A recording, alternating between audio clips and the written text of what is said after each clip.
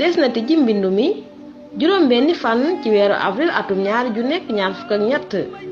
wenn weer képp lay doon. asalaamaaleykum wa rahmatullah maa ngi nuyu ñëpp di ziar ñëpp bàyyuma kenn tey lenn rek ma waraloon vidéo bi waxtaan ak yéen ci bindu bi ci liste électorale yi maanaam les inscriptions sur les listes électorales waxtaan ak yéen tam ci kan moo war a bindu ci liste électorale yi fan la war a bindoo ak lan mooy njëriñu bindu bi. kan moo war a bindu ci liste électorale bépp sénégalais bi am fukki at ak juróom-ñett mbaalu ko ëpp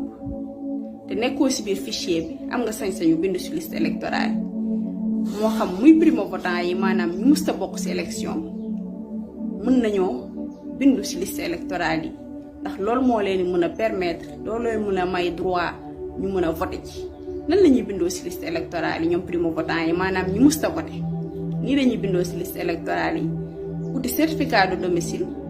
ca chef de quartier ba dem ca mairie ba ut fa certificat de résidence jël certificat de résidence boobee boole ko seen extrait de naissance déposé ko ci biir commission yi ca commission yi moo xam commission yi nekk sa mairie ba wala préfecture seen gox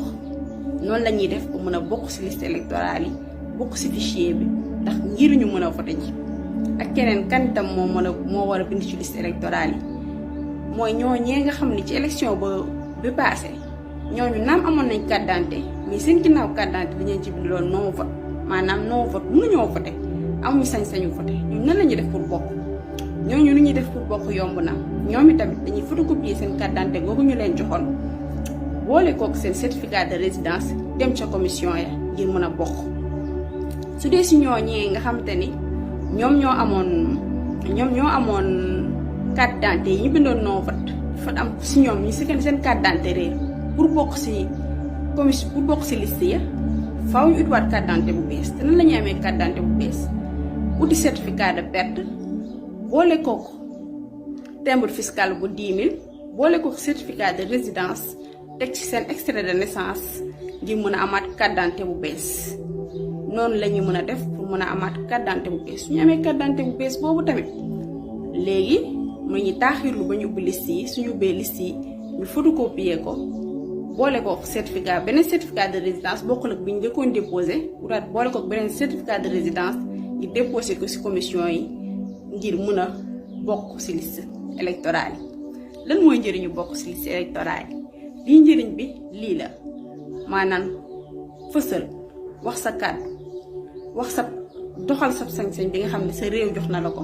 maanaam choisir maanaam tànn ci nar a jiite sa gox te yaakaar naa ni loolu bokk na ci wareefu citoyen bu la sa réew soxlaa nga taxaw bu la sa gox soxlaa nga taxaw tànn ci gën ci yéen xool ci ñi gën ci yéen ngir dénk leen seen ëllëgu gox ngir dénk leen seen ëllëgu réew. ndaw ñi bu affaire bi dem ba yóbbu leen ba ngeen fàtte dem bindu ji ci liste électorale yi na ñëpp dem bindu ci liste électorale yi na ñëpp dem bindu ci liste électorale yi parce que loolu moo leen di jox ngànnaay gi ngeen di xeexee ba su élection ba ñu mun fa jëlee Macky Sall wala candidat am ba fiy toog ndax moom amul droit nekk candidat ñu duma ko dès le premier tour ñu abal ñu may réew mi jàmm ak afiya ñu defar réew mi